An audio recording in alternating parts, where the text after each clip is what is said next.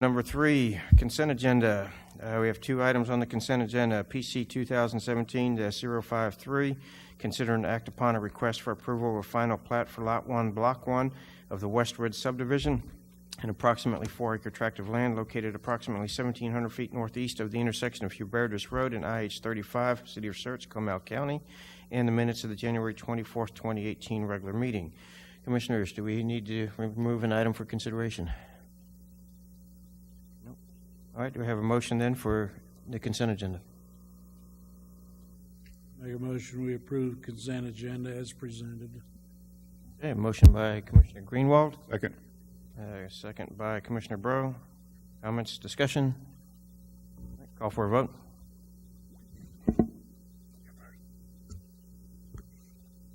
I'm sorry?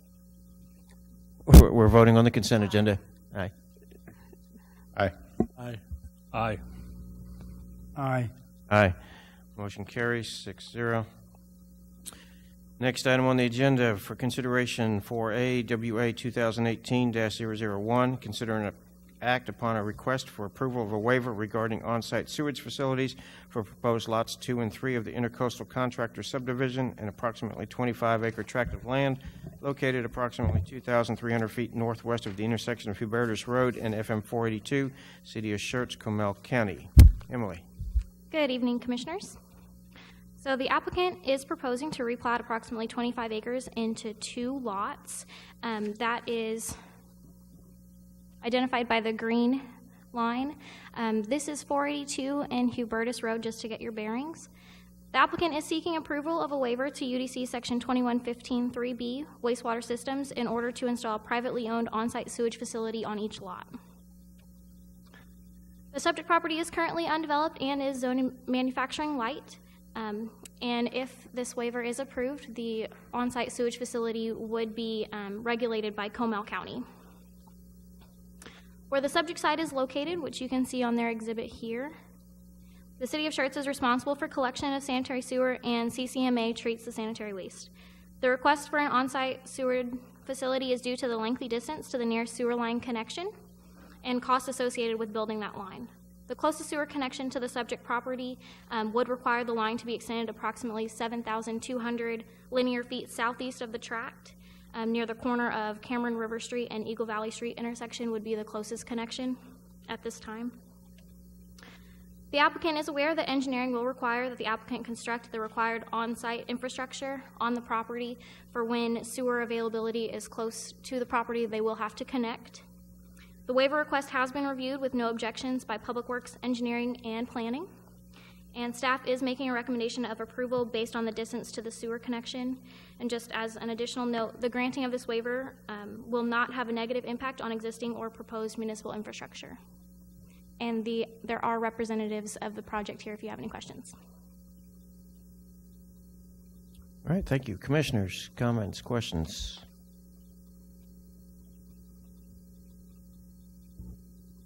I do have a question. So this will be wholly privately owned, correct?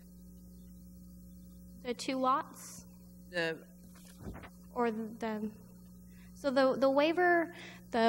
we have a requirement in the UDC that all lots connect to a public wastewater system, to our public wastewater lines. They are requesting a waiver to not connect due to the length, so they would be allowed to construct an on-site sewage facility. Okay, so they will own the on-site sewage facility. Yes. Okay, and just my lack of familiarity with Texas, is that overseen by the state or? So for this property, Comal County would regulate it. Okay. And if the developer should go bankrupt, who picks up the responsibility for that? So maybe a little bit to help you out on this. Let me So preface that. when we a good say question. on-site sewage facility, what we're really referencing in this case is a septic system. So it's an underground individual septic system. The technical term that we have for them is on-site sewage facility, because that's what it is. They come in a number of items, but almost every one that we'll see in the city is going to be a septic system of some sort. And I don't think we have any that are multiple lot septic systems, because then it becomes a group issue that then gets covered in heavy issues with TCEQ. So, Thank you. Mr. Chairman, I'd like to make a motion that we approve the waiver for on-site sewage facility for the intercoastal contractor subdivision. Okay, I have a motion by Mr. Outlaw. Do I have a second? Second. Second by Mr. Greenwald. Any other comments or questions, Commissioners? All right, call for a vote. Aye. Aye. Aye. Aye. Motion carries 6-0. Next item on the agenda, public hearing, item PC 2017-046. Hold a public hearing, consider and act upon a request for approval of a replat of Lot 1, Block 1 of the Intercoastal Contractor subdivision, an approximately 1 acre tract of land and adjacent unplatted property in order to establish Intercoastal Contractor subdivision Lot 2, 16.26 acres, and Lot 3, 8.34 acres, located approximately 2,300 feet northwest of the intersection of Hubertus Road and FM 482, City of Schertz, Comal County. So referencing the same project from the last case, it is identified here by green, once again, FM 42, Hubertus Road, and Intercoastal Contractors Lot 1, the existing subdivision, is this section right here. The rest of the area in the green is currently unplatted. So they are proposing to create 2 lots, one which would be Lot 2, that's 16.26 acres, that does have frontage on 482 here, and then the other being 8.34 acres, being Lot 3, also has frontage on 482. Subject property is currently undeveloped and zone manufacturing light. A tree affidavit was submitted stating that the site does not contain protected or heritage trees. The site is serviced by Green Valley Special Utility District for water, CCMA's CCN for sewer treatment, AT&T, Charter, and CPS. The applicant has requested a waiver to allow those 2 septic systems, or rather to not connect to public wastewater, which was just approved. Sidewalks will be required adjacent to FM 482 for the entirety of the frontage, which would be constructed with the development of the 2 lots. TxDOT has reviewed the plat and drainage plans, and a no objection letter to both was provided on November 9th. And the proposed replat is consistent with applicable requirements for the property, and staff is making recommendation of approval. All right, and then this is a public hearing, so we'll open the public hearing at 6:10 p.m. If anybody wishes to speak on this, please come forward and state your name and address for the record. And seeing no one approaching, we'll go ahead and close the public hearing at 6:11. All right, Commissioners, comments, questions? Mr. Outlaw. Is there enough frontage here for 2 access points onto 482? So TxDOT has granted 2 access points. There's one in this general location and an additional one here, and they're also doing a cross-lot access easement from Lot 2 to Lot 3.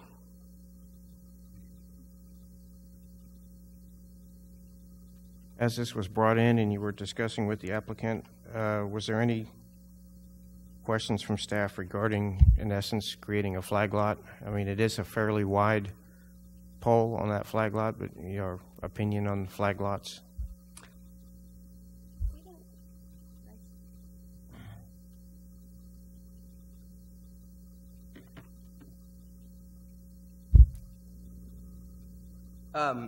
So it does meet the minimum requirements, which for this zoning district is 100 by 100, and that width is measured at the building setback line. So as you'll see, if you blow that up, I think it's significantly more. It's closer to 200 feet, I believe, and then even more on Lot 3. So they are much wider lots. It is a flag with a lot of acreage to it. Our current subdivision provisions do not have anything against flag lots. So there's no kind of flag lot provision like you may see in some other codes.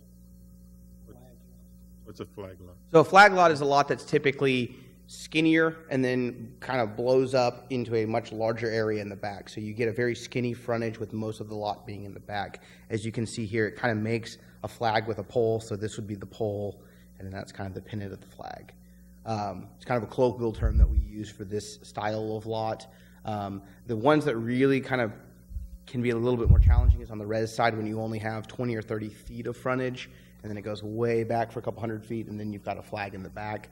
But at this time, this does meet all of our requirements. We don't have a provision against flag lots. If that's something the commission would like us to look at, we're as an agenda item for a future agenda to discuss.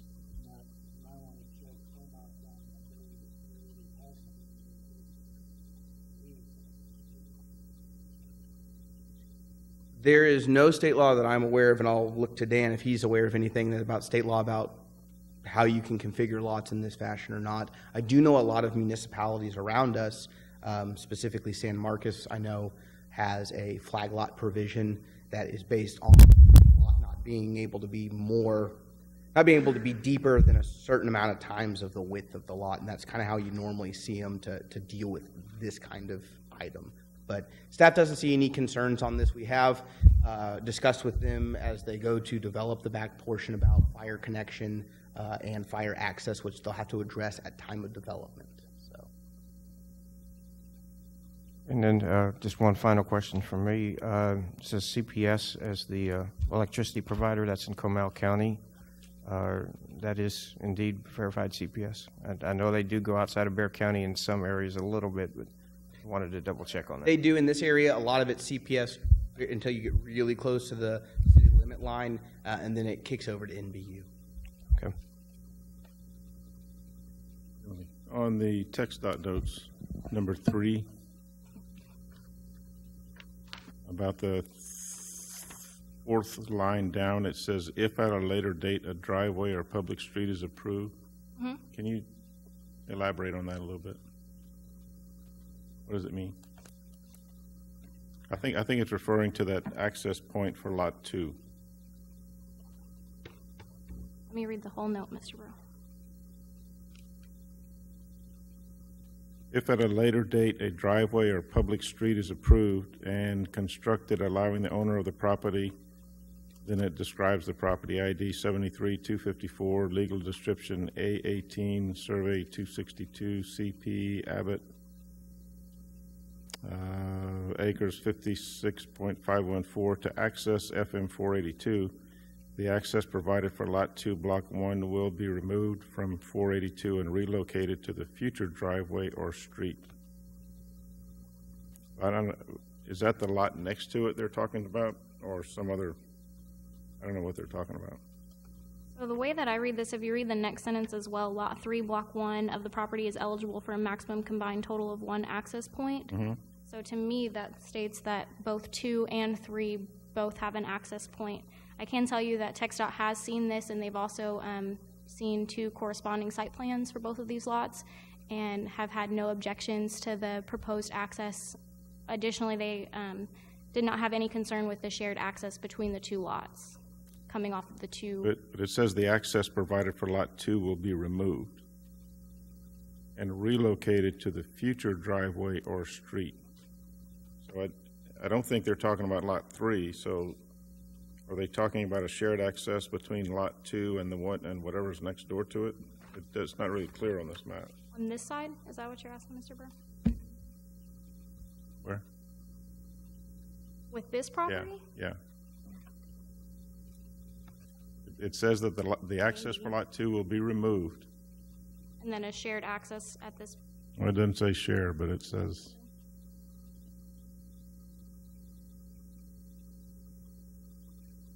If you go back to the aerial photograph, the property, I think right there in the corner, in that lower left-hand corner, I think that's 72. I think that's the one they're talking about. I'm trying to read the number. 73254 is on the note. So, okay. Let me see if I can get out of the PowerPoint and zoom in.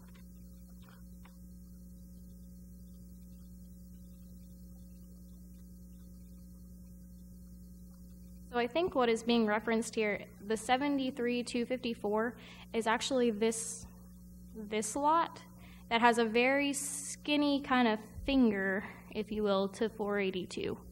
So I think if the note is referencing if this comes in for, if 254 comes in for a driveway, that most likely the one that's for Lot 2 of Intercoastal would be removed, and they'd have to have a shared one because it's a it's even hard to see on here because it's such a, like the green line is overlapping their frontage pretty much. Is that an extreme flag lot? Yes. Yes. Okay, that makes sense then. Okay. Thank you.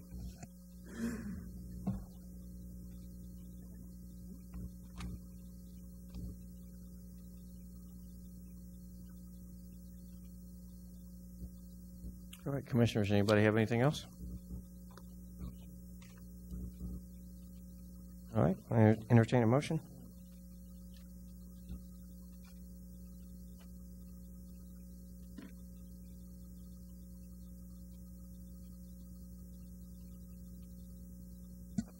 Make a motion that we approve the replat for PC 2017-046 Intercoastal Contractor Subdivision as presented. All right, a motion by Commissioner Breaux. Do I have a second?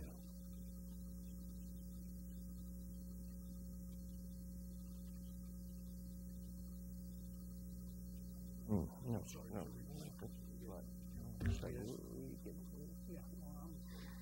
I'll second that motion, Mr. Okay, second by Commissioner Outlaw. Any other comments or questions? All right, we'll call for a vote.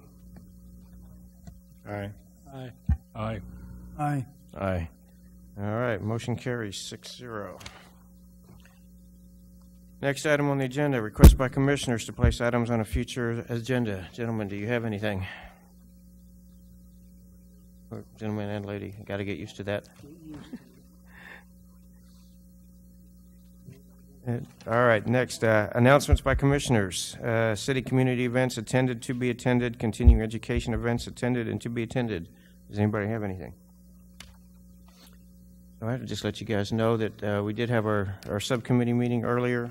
I think we're in a pretty much agreement, except for a couple of items on rewriting our bylaws. The next step is staff is going to come up with some language, send it out to the whole commission, or send it out to the subcommittee, and we'll approve that, and then it'll go out to the commission. It'll be on our agenda for discussion. There'll be a couple points that we have not agreed on, and that we'll have to discuss and decide as a whole body before we make a recommendation to go to City Council with. So next item, announcements by staff. Yes. So first, I would like to let everybody know that we will be closed on Monday for President's Day. So yes, sorry, Mr. Evans. Additionally, coming up next Tuesday is this year's first Council on the Go, which will be held in South Schertz at Ray Corbett Junior High School. The meet and greet starts at 6:30, and I believe the regular meeting starts at 7 o'clock. It'll include a number of updates from various departments as well as Q&A session. I think a number of the commissioners have been to those before. We normally have a really great turnout from the community, and it's a really good informational session that's kind of regionally specific to different parts of town. So that is an upcoming item. So with that, I think we have some site plans that we'll go over, and that'll be it.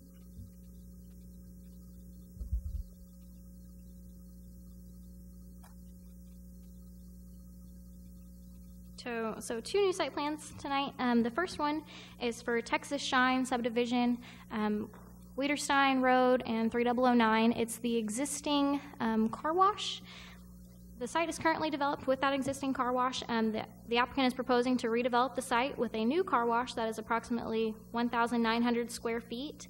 And the project proposes to remove the existing detached structure that is there, eliminate the existing driveway off of 3009, and add a second driveway off of Wiederstein.